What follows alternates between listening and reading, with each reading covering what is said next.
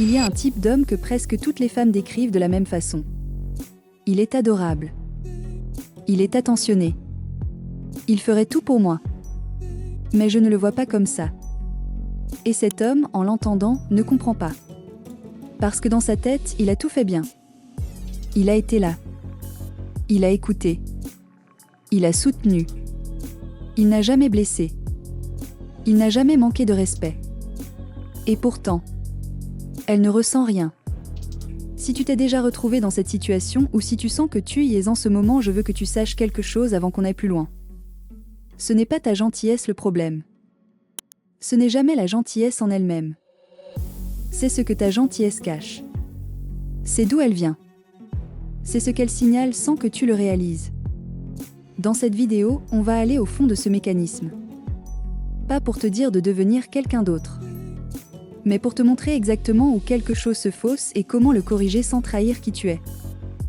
Reste jusqu'à la fin. Parce que la dernière partie de cette vidéo est celle que la plupart des gens ne disent jamais. Et c'est pourtant elle qui change tout. Mais d'abord, il faut qu'on comprenne ce qu'est vraiment la friendzone émotionnelle. Parce que ce n'est pas ce que tu crois. Ce qu'est vraiment la friendzone émotionnelle, on parle souvent de la friendzone comme d'une injustice. Comme si une femme décidait arbitrairement de classer un homme dans une catégorie et de l'y enfermer pour toujours. Ce n'est pas ce qui se passe. La friendzone émotionnelle, c'est un état. Un état dans lequel une femme te perçoit comme quelqu'un de sûr, de fiable, de confortable, mais pas comme quelqu'un qui crée du désir. Et cet état ne se décide pas consciemment. Il se ressent. Automatiquement. À partir des signaux que tu envoies. Il y a une distinction fondamentale que la plupart des hommes ne font pas, la différence entre être apprécié et être désiré. L'appréciation, c'est ce qu'on ressent pour quelqu'un de bien. Quelqu'un de fiable. Quelqu'un sur qui on peut compter. C'est chaud. C'est sincère. Mais ça ne crée pas d'attirance. Le désir, lui, naît d'autre chose. Il naît d'une légère tension.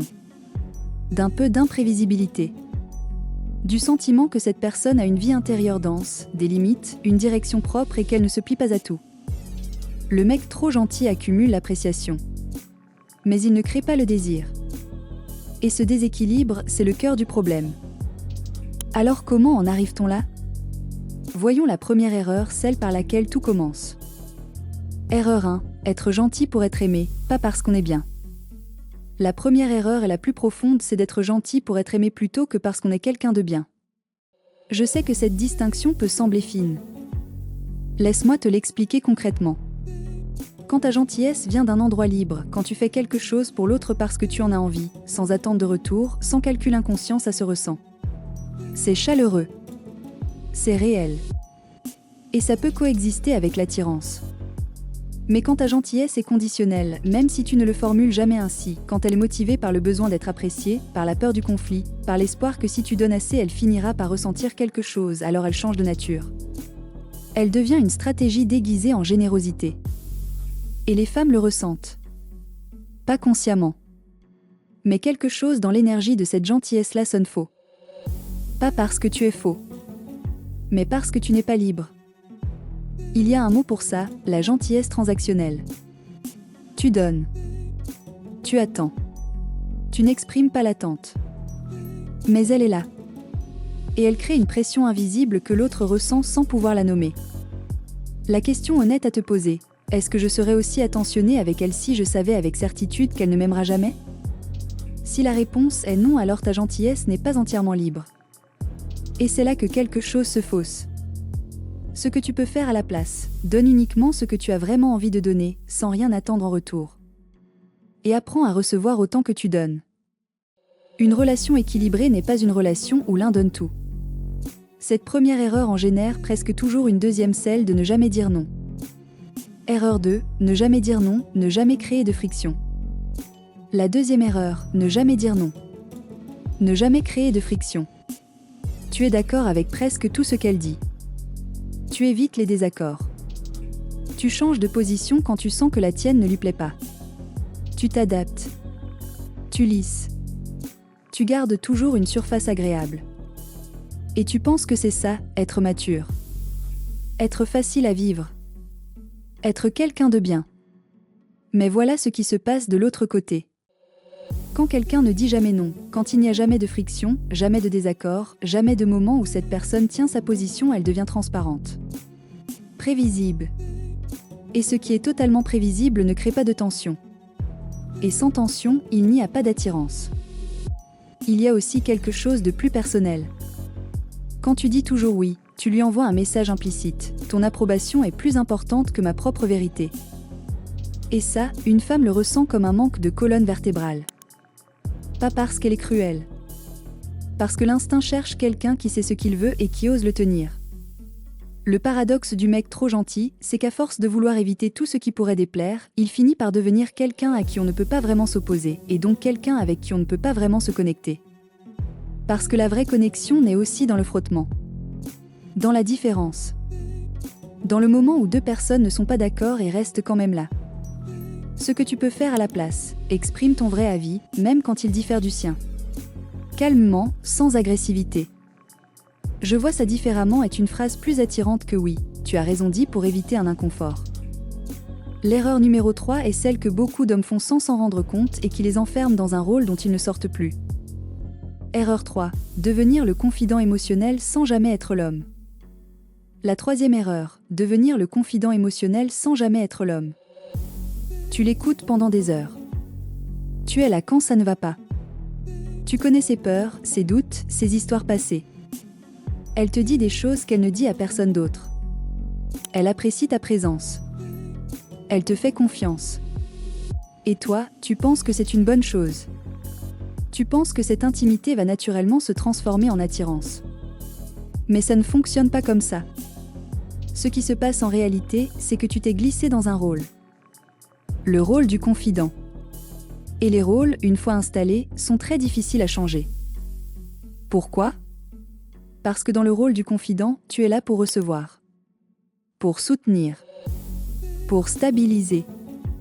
Et ce rôle, aussi précieux soit-il, ne contient pas la tension, l'imprévisibilité, la polarité qui crée le désir.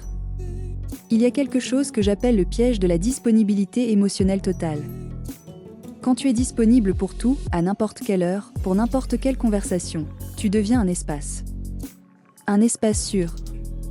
Et les espaces sûrs, on les apprécie. On s'y repose. Mais on n'en tombe pas amoureux. La vraie intimité qui crée l'attirance, ce n'est pas l'intimité de la confidence. C'est l'intimité de deux personnes qui se révèlent mutuellement, qui partagent, mais qui gardent aussi une part de mystère. Qui sont proches, mais qui ont chacun une vie intérieure dense et indépendante.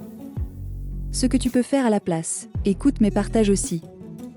Ne sois pas uniquement le réceptacle de ces émotions.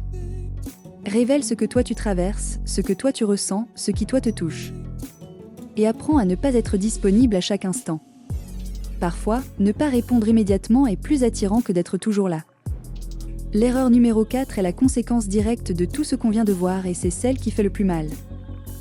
Erreur 4. Attendre sans jamais se déclarer ni se positionner. La quatrième erreur. Attendre sans jamais se déclarer ni se positionner. Tu es là depuis des mois. Tu espères. Tu interprètes chaque signe. Chaque message un peu plus long. Chaque moment de complicité. Tu te dis que si tu continues, si tu restes assez longtemps, si tu es assez présent, quelque chose va changer. Et pendant ce temps, ta présence dans sa vie se normalise. Tu deviens une constante. Et les constantes ne créent pas d'émotion. Elles sont juste là. Il y a une vérité difficile ici. En attendant sans te positionner, tu ne protèges pas la relation. Tu te protèges toi. Tu évites le risque du rejet en ne te mettant jamais vraiment en jeu.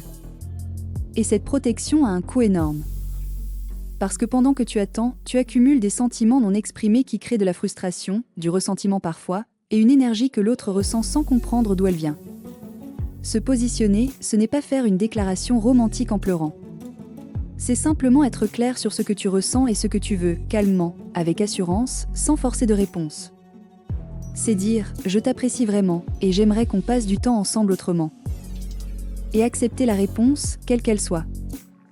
Un homme qui sait ce qu'il veut et qui ose le dire est infiniment plus attirant qu'un homme qui orbite en silence en espérant être remarqué. Ce que tu peux faire à la place, fixe-toi une limite. Pas pour la punir pour toi.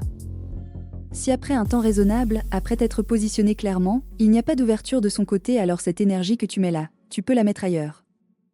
Ce n'est pas de la colère. C'est du respect de toi-même. Et maintenant la dernière erreur. Celle que personne ne nomme. Mais celle qui est à la racine de toutes les autres. Erreur 5. Confondre la peur du conflit avec de la bonté, la dernière erreur. Et la plus profonde. Confondre la peur du conflit avec de la bonté. Je vais te demander de rester avec moi sur ce point, parce qu'il demande un peu d'honnêteté. Beaucoup d'hommes qui se décrivent comme trop gentils ne sont pas trop gentils. Ils ont peur. Peur du rejet. Peur du conflit. Peur de décevoir. Peur que s'ils montrent qu'ils sont vraiment avec leurs opinions, leurs limites, leurs désirs, l'autre parte.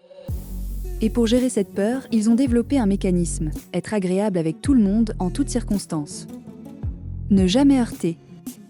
Ne jamais déranger. Toujours lisser. Ce mécanisme, il l'appelle de la gentillesse. Mais ce n'est pas de la gentillesse. C'est de l'évitement. Et l'évitement, même habillé en générosité, est une forme de peur. La vraie bonté, elle, est différente. La vraie bonté peut dire non. La vraie bonté peut décevoir quelqu'un pour rester honnête. La vraie bonté peut tenir une position inconfortable parce que c'est juste. La vraie bonté vient d'un endroit de force, pas de peur. Et c'est exactement ça que les femmes ressentent. Elles ne fuient pas ta bonté. Elles fuient ta peur derrière ta bonté. Parce qu'elles cherchent quelqu'un qui est bien parce qu'il a choisi de l'être, pas quelqu'un qui est agréable parce qu'il a peur d'être autre chose. Le travail ici n'est pas de devenir quelqu'un de dur ou d'indifférent.